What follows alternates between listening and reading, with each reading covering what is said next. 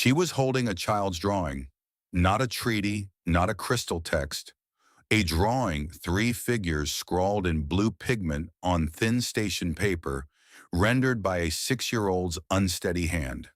The Empress of the Dravathi held it in both palms, the way her people hold bonding contracts as though it might dissolve if she breathed wrong. Across the table, a human librarian with ink on his thumb waited and said nothing. Kishia, there's a story living in the quiet spaces between people, and this one begins with a boy who stopped drawing and a man who didn't try to fix him. If that kind of warmth is what you're here for, subscribe to Stellar HFY Stories. We'll be right here in the amber light. 3 weeks earlier, the hardest part of Callum Dre's day had been a jammed crystal text sorting rack and a tepid cup of station coffee. And the archive reading room aboard the Dravathi cultural vessel ran on amber light and silence. That was fine by Callum. He was a librarian. He understood silence the way other people understood conversation, as something that had texture, weight, and meaning depending on how you handled it.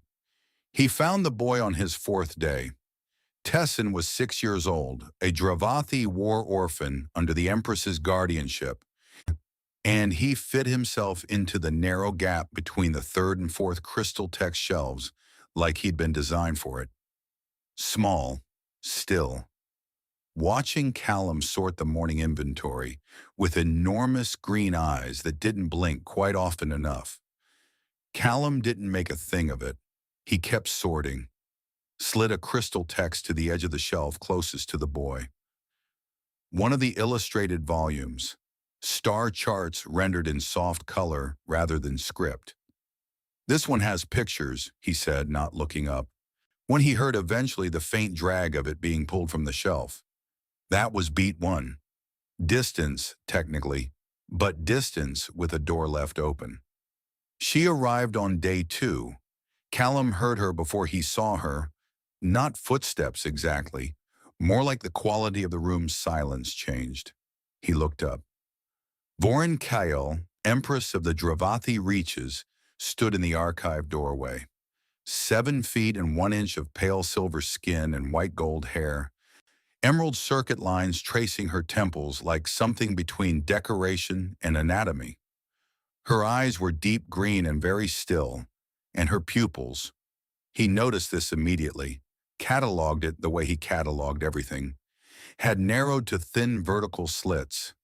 She looked at Tessin, crouched between the shelves with the illustrated crystal text open across his small knees. The child is not meant to be here. Her voice was the temperature of a station corridor at 0200. And Callum adjusted his glasses. He's not, he said. He's reading. There's a difference. The silence that followed had considerable mass. Her pupils didn't change. He didn't blink. Somewhere between them, Tessin turned a page.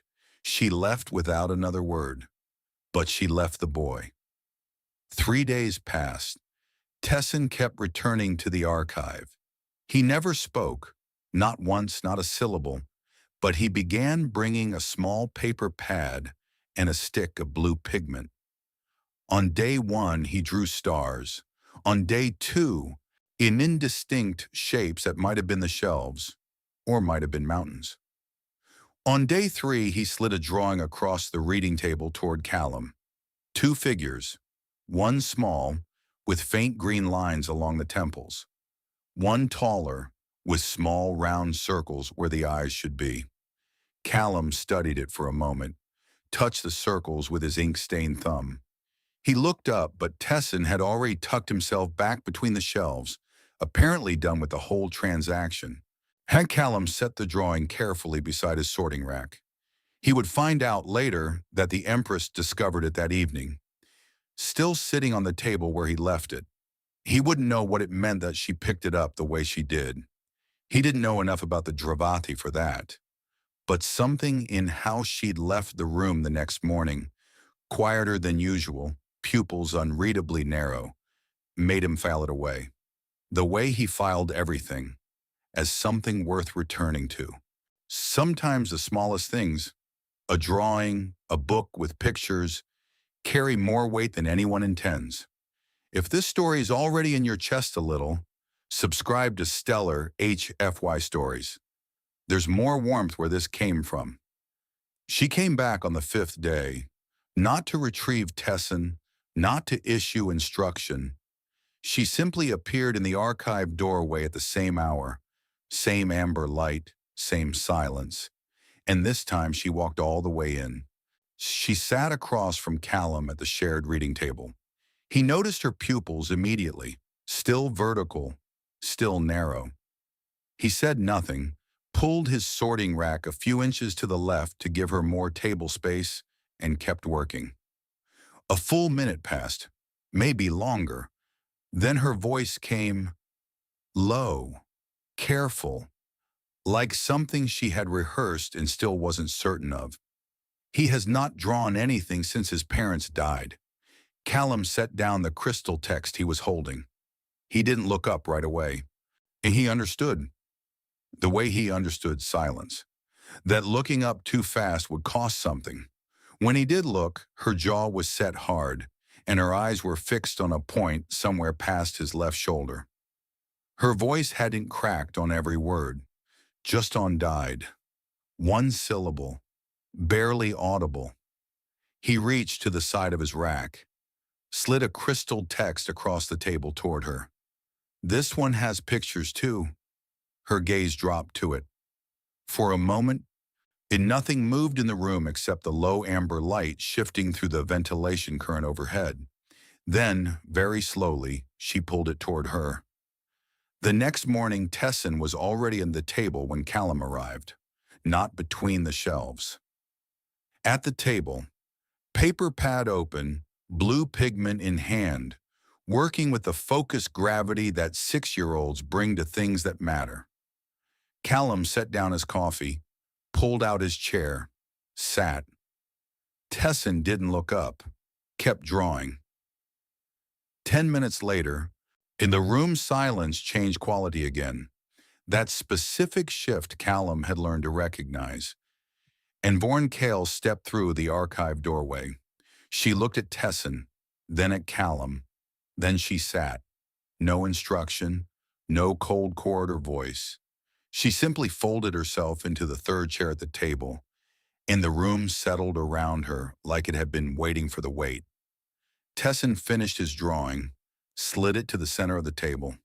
3 figures this time, and the small one with green temple lines, the taller one with round circles for eyes, and a third, a very tall, silver with white gold hair rendered in careful, deliberate strokes. Callum looked at the drawing. Then he looked at her. Her pupils were round, fully, completely round, open in a way he hadn't seen once in 5 days, open in a way he somehow understood wasn't casual, wasn't accidental. She didn't speak. She didn't have to. She just stayed. Later, much later, when the amber light had deepened and Tessin had fallen asleep between the shelves with his paper pad tucked under his chin, Callum would think about that moment, about what it cost a person to stay somewhere when every instinct said to leave, about the specific kind of quiet that wasn't empty. He reached across the table and set the drawing beside her hand, not pressed into it, not offered, just near. Her fingers rested an inch from its edge. Neither of them moved it. The ventilation hummed its low, patient note through the walls of the archive, and the amber light held them both. And outside the viewport, the stars did what stars do, burned slowly without apology, without end. The drawing stayed between them, 3 figures, unclosed, still becoming. What do you think the Empress felt looking at that third figure, drawn by a child who hadn't drawn anything in months? Subscribe to Stellar HFY Stories and come back tomorrow. Trainer, the next story is already waiting in the quiet.